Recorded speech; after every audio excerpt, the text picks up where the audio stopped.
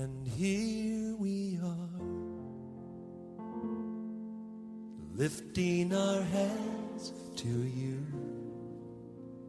Mwanafunzi huwa anajisomea neno la Mungu, na kujisomea Biblia ni rahisi, lakini inahitaji discipline. Kwa nini ujisomee neno la Bwana?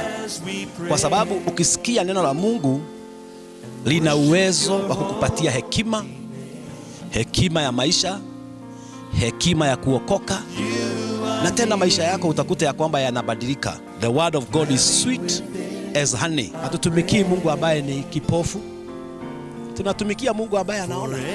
Zaburi ya 24 mstari wa kwanza na wa pili inasema ya kwamba dunia hii ni ya Bwana na watu wote na vitu zote ambazo ziko ndani mali yake. Na kwa hivyo his concern na affairs za ulimwengu huu, anajua mambo yote ambayo yanatendeka. You can pray about anything you want at any time at any place. Mungu huwa anasikiliza maombi yako. Hapo ndio nguvu ya Mkristo iko. Ukinyamazishwa kwenye maombi, ujue umekwisha wewe. Hata kama unasema nimeokoka, endelea kuomba, Mungu ataendelea kusikiliza. Ukinyamaza, Mungu naye atakosa kitu ya kujibu ama kitu ya kusikiliza. And here we are, lifting our hands to you.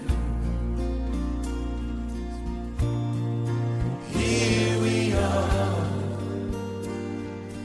giving you thanks for all you do. And as we praise and worship your holy. Bwana Yesu asifiwe. Nachukua nafasi hii kukaribisha kila mmoja wetu. Asante kwa sababu ya kutegea mahali pale. Asante kwa sababu ya kuwa na wakati wa kulisikiza neno la Mungu. Nataka kukuahidi kubarikiwa, nataka kukuahidi kuinuliwa, nataka kukuahidi kupata tumaini kupitia neno la Mungu. Neno la Mungu liko na nguvu la kubadilisha kila hali katika maisha ya mwanadamu. Ubarikiwe sana katika jina la Yesu. Amen.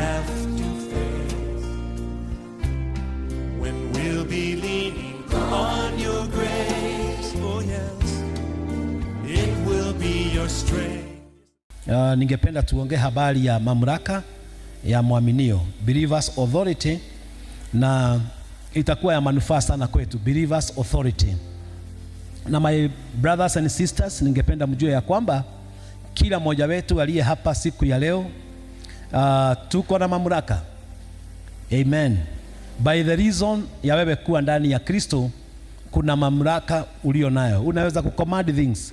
You can command things and they can happen. Unaweza kusema jambo na jambo litendeke. Lakini kwa lansha wa leo, ningependa tujiulize, tunasikiliza nani? Who are you listening to? Wacha tuulizane hiyo swali siku ya leo. Unasikiliza nani? Maana ili uwe na mamlaka, lazima uwe unasikiliza labda Mungu, unasikiliza mwili, ama unasikiliza shetani, ama unasikiliza ulimwengu. Kama wewe utashinda, lazima uwe unajiuliza hiyo swali, because victory yako, mamlaka yako iko ndani ya yule ambaye unayesikiliza. Na kanisa tunaweza, watu wengi wanaweza kusema I am not listening to the devil, I am not listening to the flesh. Lakini ningependa tuangalie maneno kadhaa, tuone vile watu wamepoteza mamlaka yao. Mungu amedestine tuwe hivi, lakini unakuta ya kwamba tunakuwa sidetracked, tunaondolewa kwenye hatima yetu, na ni kwa sababu ya kile huwa tunasikiliza. What or whom are you listening to? Tuende katika Genesis chapter 3. Hapa katika Mwanzo mlango wa 3, ndio the first place tunaona inaitwa the chapter of fall. Mahali mwanadamu alianguka. Chapter 1 na chapter 2 ya Mwanzo, things were super. Vitu zilikuwa mzuri. Hakukuwa na kuchoka, hakukuwa na ugonjwa, kifo haikuwa imetangazwa. The first 2 chapters Mungu alikuwa anazungumza, anashuka jioni, anakuja anatembelea Adam and Eve, wazazi wetu wa kwanza. Kuja hapo na anawazungumzia, things were perfect. Mpaka wakati waliamua, ama Eve ama Hawa aliamua kusikiliza shetani. alipofungua masikio yake. I want to show you because this week tunaongea habari ya believers authority. Hallelujah. Mamlaka yako na mamlaka yangu. Mungu alikuwa ameweka kila kitu vizuri kabisa. Nataka turudi hapo in Jesus name, ya kwamba we can go back mahali Mungu alidestine ya kwamba tutakuwa na mamlaka, tutakuwa na nguvu, vitu zitakuwa zinafanya kazi kwa njia iliyo sawa. So the Bible says in verse 1, now the serpent was more crafty. This is Genesis 3 verse 1. More than any other beast of the field that the Lord had made. And he said to the woman, did God actually say, you shall not eat of any tree in the garden? Anakuja shetani akiwa ameingia nyoka, anakuja na maswali. Mungu kweli alisema msikule mtu yeyote kwenye shamba? Kuja na maswali. Then, and the woman said, akajibu, we may eat of the fruit of the trees in the garden, but God said, you shall not eat of the fruit of the tree that is in the midst of the garden, neither shall you touch it, lest you die. Discussion inaendelea katikati ya Eve and the devil. But the serpent said, this is verse 4, to the woman, you will not surely die. For God knows that when you eat of it, your eyes will be opened. You'll be like God, knowing good and evil. Discussion hii iko kabaka mstari wa 6. So when the woman saw that the tree was good for food, and that it was a delight to the eyes, and that the tree to be desired to make one wise, she took of its fruit and ate, and she also gave some to her husband who was with her, and he ate. Shida imeingia sasa, kwa sababu kuna vile Mungu alikuwa amezungumza na Hawa. Sasa alikuwa amesikia, hatuna shida ya kuona hivyo, alikuwa amesikia, maana vile wanajibizana na shetani, alikuwa amepata maagizo ya Mungu, alikuwa anajua what was required of her, anaelewa. Kabla ya kwenda kidogo, ningependa muelewe, mara nyingi huwa tumesikia kile Mungu amesema, huwa tuna habari.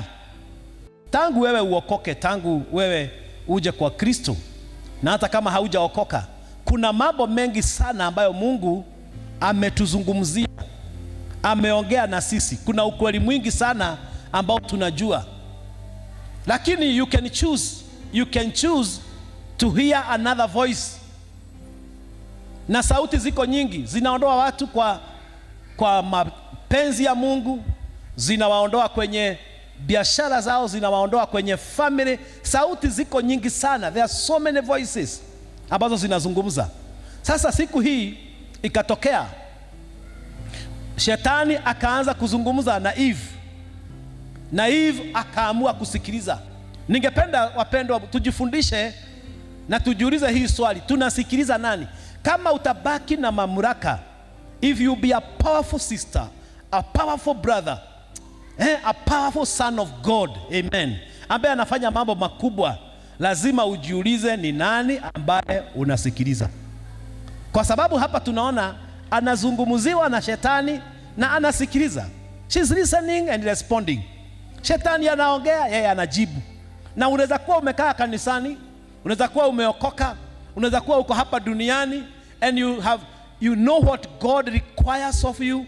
Unajua kile Mungu anahitaji wewe ufanye, lakini sauti zingine, hata unaweza kuwa umeketi tu, ama unasikiliza hizi video, ama unasikiliza kwa Facebook, umeketi, lakini iwe sio Mungu unasikia, ni shetani. Na watu wanachagua either kusikia shetani, kusikia Mungu, kusikia mwili, ama kusikia ulimwengu. Ili mtu awe na ushindi, lazima ajiulize huwa anasikiliza nani. Hata watu waliookoka, kuna wakati wanaketi chini hivi, wanapewa story na shetani. Story anakuambia, shetani anakuambia kitu, unasikiliza na unajibu. Unamuongelesha, anakuongelesha. Unasema yes, na yeye anasema hivi. Mnaendelea na hiyo discussion. Lazima tufike mahali ya kwamba tutakuwa tunajua hii ni sauti ya Mungu, hii ni sauti ya shetani, hii ni ya ulimwengu, ama hii ni vitu zingine ambazo zinazungumzia maisha yetu? That is a very, very powerful question to ask yourself. Whom am I listening to? Leo, kesho, sikuendelea na maisha yako. Shetani anapoongea, ningependa muangalie mambo matatu kabla sijapeleka katika text nyingine. When the devil speaks, anaongea contrary to God's word. I want you to note that. Contrary ni kusema Mungu amesema hivi, lakini yeye anasema hivi, kinyume na kile Mungu amezungumza. Mungu amesema ya kwamba ukiwa ndani ya Kristo wewe ni kiumbe kipya. Ya kale yamefanya nini? Yamekwisha. Lakini shetani akizungumza anakuambia bado wewe haujafika, hautaona bingu, wewe si mtoto wa Mungu. Unasikia a lot of confusion even in your mind. Lazima uamue utamusikiliza nani. So when the devil speaks, he speaks contrary to what God has said. Jambo lingine hapa, wakati shetani anazungumza, anaweka doubts. He puts doubts. Anaweka shaka kwa mawazo yako. Mungu kweli alisema hivi? Hivi ndivyo Mungu aliona inafaa? Hivi ndivyo Mungu, yani anakuweka shaka. Unakuta ya kwamba mambo ambayo Mungu amesema ni yako, sasa hauiamini tena. Nataka tuvuje hiyo roho katika jina la Yesu. When God says something about your life, wewe haustahili kudoubt. Unaweka shaka wewe ni nani? Haleluya. Kwa nini unajaribu kuweka shaka? Kama Mungu amesema mahali kuna njia, my brothers and my sisters, kuna njia. Kama Mungu amesema atakutengenezea kitu, atakutengenezea. He put doubts. Na watu wengi tunasema ni believers na tunasema tunamjua Mungu, lakini unakuta ya kwamba kile kinatuongoza ni shaka. A lot of doubts that are running in our minds. Alafu ana twist. Number 3, he twists. Huwa ana twist, anagonyora. Anaweka kidogo, inakaa ni kama ni ukweli. Kama kuna misemo ya Kikuyu hiyo inasema Ngai ateithagia weteithĩtie, ati Mungu anasaidia wale wamejisaidia. Sasa wewe unaingia kwa hiyo laini ya kutwistiwa na shetani. Hata kuna ingine inasema ati Ngai ati cleanliness is second to godliness. Kuna misemo mingi sana ya kutwist ukweli wa Mungu. Inakaa hapo ndio unataka sana kuegemea. Ati Mungu anasaidia wale huwa wamejisaidia. Ati Mungu hatebeagi na wajinga. Unasikia zile vitu watu wanaongea. Unasikia kuna kamsemo hapo kametwist kidogo ukweli wa Mungu. The devil when he speaks, he will always twist. Aweke kuonyona kidogo pale ili mtu wa Mungu asiwe straight. Hata hiyo tuvunje in Jesus name. Ni mambo mangapi ambao umesikia na unasikia nyewe shetani hapo ametwist ukweli. Na wakati mwingine I'm showing this because iko katika hiyo Genesis chapter 3, ukiangalia vizuri anaondoa kitu, removing something. Anataka aondoe kitu fulani. Unajua hata kuna wakati tunasoma Bible, ikisoma unasema hivi ndivyo. Na ndio maana yake napenda kusoma Bible, kama vile Bible Paul aliambia Timotheo, uwe unasoma scriptures mbele ya watu wote. Uwe unazisoma kwa sababu kuna wakati unaweza kuparaphrase, uomiti kitu, uondoe kitu fulani kwa manufaa. Na ninasikia hiyo ikizungumzwa sana. Kuna watu wengi wanaondoa kitu kwa sababu ya manufaa yao, ama kwa sababu vile shetani amewatumia, anaondoa kitu fulani. Anamwambia you shall not surely die, hautakufa. Sio ni kuondoa. Mungu alikuwa amesema mkikula mtakufa. Lakini anamwambia hamtakufa. Anaondoa kitu ili usione mahali amejificha. So when the devil speaks, he will always remove something and omit something about Mungu amezungumza. You must be very careful. Na ndio hakuna mabishano kwa habari hizi za Mungu. Amen. When God says something, it has to be that. Mambo mangapi shetani amekuondolea? Ati but, sio mtu anasema but. Mkiongea but. Lakini hiyo ni kuondolewa. Kwa mfano kama Sauli alipoambiwa na Mungu enda umalize wa Amaleki wote. Finish all of them. Anasema nilipoona hizi zimenona na nini nikaona afadhali kutoa dhabihu. Anajaribu kujijazia vitu fulani. And then another thing here is that he will always add something. Shetani pia ataongezea. Kama hatatoa kitu, ataongezea kitu kingine. Can you see all those things katika Genesis chapter 3 verses 1 to 6? Ndivyo shetani anafanya ili umsikilize. Na tena anamfungua macho.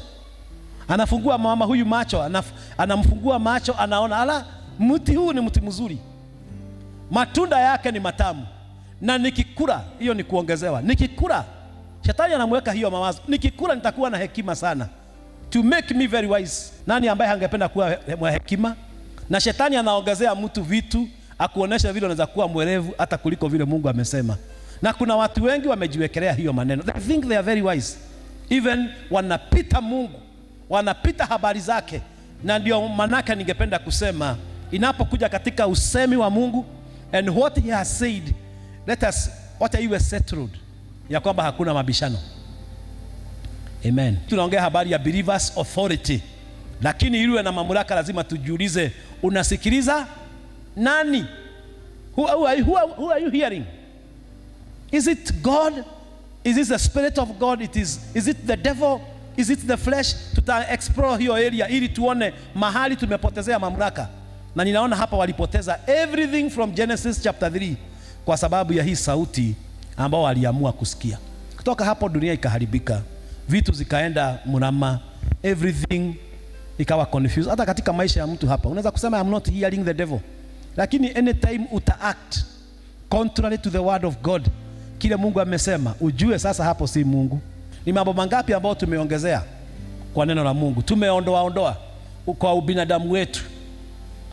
Hebu tuangalie Luke chapter 4 ili tu compare Genesis chapter 3 na Luke chapter 4, mahali ambapo Yesu alikuwa ndani ya roho. I want you to see that kwa sababu it is very very important. Tunaulizana, who are you listening to? Ni nani ambaye unasikiliza mpendwa? And Jesus, full of the Holy Spirit, inaanza hivyo verse 1, full of the Holy Spirit, returned from Jordan and was led by the Spirit in the wilderness. You see the difference. Ameongozwa na roho kule jangwani for 40 days being tempted by the devil. Yesu amejaa Roho Mtakatifu, lakini waona ya kwamba Bible inasema shetani akaenda kumjaribu. And he ate nothing during those days, and when they were ended, he was hungry. Then the devil said to him, if you are the Son of God, command these stones to become bread. And he answered and said to him, it is written, man shall not live by bread alone. Wanazungumza shetani, Eve anazungumza, shetani anarespond, anaongezea vitu, anasema vitu. Na hapa kwa mfano, sometimes the devil can say the truth, sema ukweli, badilisha hizi mawe ziwe nini? Ziwe mikate. Uko na power, umetoka kwa jangwa, you are full of authority. Anaweza kukusuggestia kitu. I want you to note that also, the devil can give you suggestions, zinakaa mzuri za faida. Hallelujah. Ziza kukufaidi kimwili katika maisha haya. A suggestion that seems very good. Uko na njaa ya 40 days. Wewe unaonaje? Wakati kama huu watu wametoka kwenye mashida tuseme za corona, kuna watu biashara zilienda chini, alafu ka suggestion katokee tu, kampango ya kupata pesa, ka suggestion. Unasema yes, hapa sasa nimegonga, inaitwa bull's eye, hapa kuna kitu. Anampatia ka suggestion, anamwambia si ugeuze hizi mawe, na kuna hitaji, mjue hivyo, kuna hitaji la njaa. Geuza hizi mawe ziwe nini? Ziwe mikate. So the devil can give you suggestions ambazo zina fit situation yako. You have to be very careful in Jesus name. Kanisa lazima tuondoke katika laini za kuwa kwa mwili, maana kama tutarudi kwenye ile mamlaka ya kweli, wakati mwingine you can get a very good suggestion from the enemy. Kuna watu wengine vile wanafanya kazi na maisha yao vile wanaishi, every time kile kina suggest kile watafanya ni adui, and they may be succeeding, but it is not the power of God, it is the power of the devil. Ni vizuri kusikiliza. Geuza hii mawe, na unajua ni mkate, na uko na njaa na uko na hitaji, geuza. And he said, the man shall not live by bread alone. Akajibu, mtu hawezi kuishi. Alitoa wapi hiyo? Nitakuja kuwaonyesha. Alirudi kwenye Old Testament, akaquote upanga, akachukua upanga wa neno. It's one of silaha ambao tumepewa katika Ephesians chapter 6, the sword of the Spirit, which is the word. akachukua neno ambalo linafaa ku counter attack kile shetani amefanya. Wakati mwingine suggestion inaweza kuwa ni nzuri. Mumesikia watu wakisema kuna tumaongo tugine tuzuri titwa kujisaidia. Mumesikia vitu kama hiyo? Lakini hiyo ni suggestion ya shetani. Wacha nifanye hii kitu, hakuna mtu atajua. Inakufaidi tu, watu wanaona unaendelea vizuri. But who is talking to you? Whom are you listening to? Ni nani ambaye unasikiliza? Is it God or the enemy? Sasa anamwambia imeandikwa, anatoa upanga in Deuteronomy, anasema imeandikwa mwanadamu hataishi kwa mkate peke yake. Look at verse 5. And the devil took him up and showed him all the kingdoms of the world. So kuna Yesu hapa na kuna Eve, wote wanazungumziwa na the same person, lakini wana tofauti. Huyu anasikiliza ndani ya roho, huyu anasikiliza ndani ya mwili. For you to gain your authority, maana tutadwero sana na authority ya mwaminio aliye ndani ya Kristo Yesu. Lazima tukae tukijiuliza, ninasikiliza nani? Nani huyo ameongea usiku? Nani huyo ameniongelesha asubuhi? Nani huyo amenisuggestia hii kitu? Who is talking to me? Amen, brothers. Nani huyo amenizungumzia? Ukitofautisha sauti, uweze kujua the right voice, then you have authority. Ukipoteza sauti ya Mungu, mamlaka unapoteza. And said to him, verse 6, to you will I give all this authority and their glory, for it has been delivered to me, and I give it to whom I will. If you then will worship me, it will be all yours. And Jesus answered him, it is written, imeandikwa, takupatia hizi falme zote, zimepewa kwangu, zimepeanwa kwangu. Yesu hakusema hapana, haujapewa.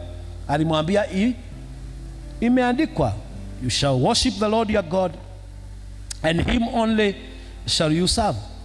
9, and he took him again to Jerusalem, and set him on the pinnacle of the temple, and said to him, if you are the Son of God, throw yourself down from here, for it is written, he will command his angels concerning you to guard you, and on their hands they will bear you up, lest you strike your foot against the stone. And Jesus answered to him, it is said, you shall not put the Lord your God to test. And when the devil had added every temptation, he departed from him until an opportune time. It is written, it is written. Unasema hivi, lakini mimi najua imeandikwa hivi. Hizi suggestions zote wapendwa, nataka kuwauliza, are they bad suggestions? Hazikai baya. Hapo hakuna kitu kibaya hapo. Mkate, nani hataki mkate? Nani hataki kuwa mkubwa? Nani hataki mali ya dunia hii? Hizo vitu ni suggestions, zinakaa vizuri sana, but they are not from God. They are from the devil. Utapata wapi chakula Yesu? Badilisha hizi mawe ziwe nini? Ziwe mikate. Kuja ni kuonyesha juu ya mlima. Angalia hizi falme zote. By the way, msome hapo, Yesu hakusema falme zote hazijapeanwa kwa shetani. Hakusema ati wacha uongo, hizi falme ni zangu. Alinyamaza akasema it is written. Suggestion nzuri, I'll give you. Nani hataki fame? Nani hataki power? Hallelujah. Lakini hizo ni suggestions from the devil. Anamwambia tena, kuja nikupeleke, nikuonyeshe, nikuonyeshe hizi vitu zote. Anaenda anaonyeshwa vitu ambazo zinakaa za kawaida, lakini the suggester of this thing, ule ana suggest, it is the enemy. Wapendwa, tujiulize hiyo swali katika jina la Yesu. Wakati mwingine, because I am going to the other point, jambo moja hapa within the next 5 minutes, some things are not sinful per se. Si dhambi, zinakaa tu vitu za kawaida, lakini yule ambaye ana suggest hizo vitu is not the voice of God. Kwa hiyo kuna vitu tunafanyaga hatujasikia Mungu completely, so we lose authority. Tofauti yangu ya kuhubiri na kufanya kazi ya benki ama kuajiriwa mahali, do you see kuna dhambi yoyote pale? Ningesema mimi sasa kutoka leo sitaki kuwa mhubiri, naenda biashara. Si ni suggestion? Come on, si ni suggestion? Sitakuwa nimeanguka, nitakuwa ndani ya Kristo. Lakini hiyo suggestion ni ya nani? Ni shetani. Lazima ujue kuchukua the perfect will of God. Imeandikwa hivyo katika Romans 12, you know the perfect will of God. Wakati unakataa suggestions za shetani, hallelujah, anakupatia options. na zinakaa mzuri sana. So kuna vitu unaweza kuwa tunafanya na ukute ya kwamba we are out, so we lost authority, ijapokuwa tunaendelea katika maisha. Jambo lingine tunajua shetani akiongea, hizi nimewazungumzia, I want you to have all this. Unajuaje shetani anaongea? When it comes to the things of sin. Mahali popote kuna dhambi, usiulize swali. 1 John chapter 3, wacha niwasomee mstari wa 7 na 8. Little children, let no one deceive you. Whoever practices unrighteousness is righteous, as he is righteous. Whoever makes a practice of sinning is of the devil, for the devil has been sinning from the beginning. The reason the Son of God appeared was to destroy the works of the devil. No one born of God makes practice of sinning, for God's seed abides in him, and he cannot keep on sinning because he has been born of God. Unajuaje shetani anaongea mahali?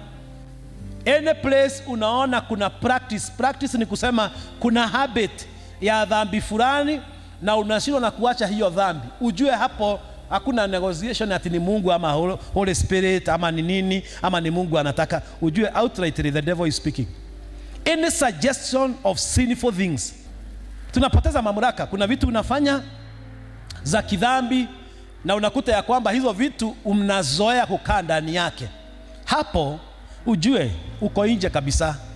Shetani anakuzungumzia, anaongea na wewe life. Ijapokuwa hakuna mtu amekukamata, hakuna ugonjwa imekuingia, haujashikwa katika hiyo dhambi, you have been following the devil. It is written, imeandikwa vizuri. Mtu yoyote yako na habit ya kufanya dhambi, the source, hiyo source, it is the enemy. Amina. Kwa hivyo unaweza kujua shetani akiongea sana katika maisha yako, na hata usiulize mtu, usiende kufanyiwa opinion poll, nikifanya hii ni sawa ama si sawa. Hapo ujue shetani anaongea na wewe ana kwa ana, uso kwa uso, ni yeye mnadili na yeye. Mambo yoyote ya dhambi, amen, dhambi zote mnazijua, kuvunja sheria ya Bwana, dhambi za aina yoyote. Siwezi kuzungumza habari ya dhambi zote, kila mtu imeandikwa kwenye moyo wake. It is very easy especially kujua habari ya dhambi, they are written. Hata zile ambazo hazijaandikwa ziko kwa mioyo yetu, all of them. Ukiona hiyo practice, hata zingine za nyakati hizi zimekuja, kuna zingine zimekuja na simu, dhambi za aina yote zimekuja na simu tu juzi, hazikuweko zamani. Hatugeona mapicha baya, tungezionea kutoka wapi? Sasa ni madhambi tu zimeingia kwa simu, zimeingia kwa computer age. Anything about ina grieve the Holy Spirit, ukiendelea kupractice hiyo kitu, usiseme Mungu ako upande wako. Unasikiliza nani? Especially when it is a habitual kind of a sin. You go to it, unarudi, unaingia tena, unarudi, na unaona unaienjoy. That is the voice of the enemy. Shetani yako hapo. Na watu wengi katika dunia ukiwaambia oi unaongozwa na shetani, shetani amekuingilia, unasikia kusema we usiniambie habari ya devil. Na kile anafanya kabisa ni devil. Anasikiliza sauti ya shetani, anaitekeleza na anafanya mapenzi yake. So if you are used of God, you are righteous. If you are not used of God, then you are unrighteous. Hebu nisome hii usikilize vizuri tena vile inavyosema vizuri. Inasema hiyo mstari wa 9, no one born of God makes. Nasoma hii kwa sababu it's very clear. No one born of God makes practice of sinning, for God's seed, or the seed of God, abides in him, and he cannot keep on sinning because he has been born of God. What does that mean? Inamaanisha hauna tabia ya kuzoelea dhambi. Unashinda dhambi moja, haurudi kwake tena. You finish with it. Unafanyia kazi wokovu wako. You grow from practices of sin. So you don't practice. Nani ambaye hapa katika hii ukumbi ambaye ako 100% without a sin? Hata Yesu kuna watu waliuliza hivyo. Wale walioleta ule mwanamke ambaye alikuwa ameshikwa katika usherati, akasema mtu wa kwanza ambaye hajafanya dhambi achukue mawe ya kwanza agonge. Gonga huyu mama kwa mawe. Hakuna mtu alipatikana. Watu wako na dhambi ndani yao, lakini kile Mungu anasema, uko na tabia, umezoelea dhambi fulani na umeshindwa na kuimaliza. Sasa ujue ule anakuzungumziaga ili utende hiyo kitu, it is the devil himself. Na anajua usipokubali kuoshwa na kuiacha, hautaona Mungu. You have to break from that. Katika jina la Yesu. Baba, katika jina la Yesu, ninaombea watu wako ambao wanatutazama kwa mitandao, wanatutazama kwa hii video, na watu wote ambao Bwana wamekusanyika kwenye ukumbi huu, ya kwamba tutarudisha mamlaka yetu katika jina la Yesu Kristo. Nataka tuinue mkono wako mahali popote ulipo na ukatae kila uwezo wa giza, kila suggestion ya shetani katika jina la Yesu Kristo. Please for a minute just refuse doubt yoyote, ene mawazo yote ya shaka ambao shetani anaweka katika maisha yako. Anything shetani amekuongezea kinyume na neno la Bwana ama ameiondoa, can you confess with your mouth and say, I am blessed, mimi nina mamlaka, nitasikiliza Yesu hata kama shetani hataki. I will hear the voice of God. Just for a minute, in the name of Jesus. Baba, ninaombea kanisa lako na kila mmoja ya kwamba tutarudisha mamlaka katika jina la Yesu, na shetani hana uwezo juu ya wadugu hawa na wadada na kila mmoja ambaye amenisikiliza aliyeokolewa na damu ya Yesu. Naamini ya kwamba Bwana utazidi kukomboa maisha yetu na kutubariki katika jina la Yesu. Na waachilia nguvu zako na neema yako juu ya maisha ya kila mmoja wetu. Continue speaking to us, encouraging us, giving us power and authority ya kukanyanga shetani na nguvu zake chini ya miguu yetu. Pokea heshima Baba wetu na utukufu. Ninabariki watu wako hata wanapoondoka, biashara zao zibarikiwe, nyumba za watu wako zibarikiwe, afya za watu wako zibarikiwe. Waacha tufurahie ya kwamba uko upande wetu, na mitego yote ambayo tumewekewa na shetani tumeitegua katika jina la Yesu. Hatutaingia kwenye hizo mashimo, tutaingia kwenye baraka ya Bwana, na ni katika jina la Yesu Kristo ninaomba na kuamini. Tunakushukuru kwa sababu ya kutazama kipindi hiki ambacho tumekuletea all the way from Murang'a Christian Foundation Fellowship. Na ningependa nikuombee mtazamaji kwa sababu ya kukaa pamoja nasi, na Mungu atakubariki.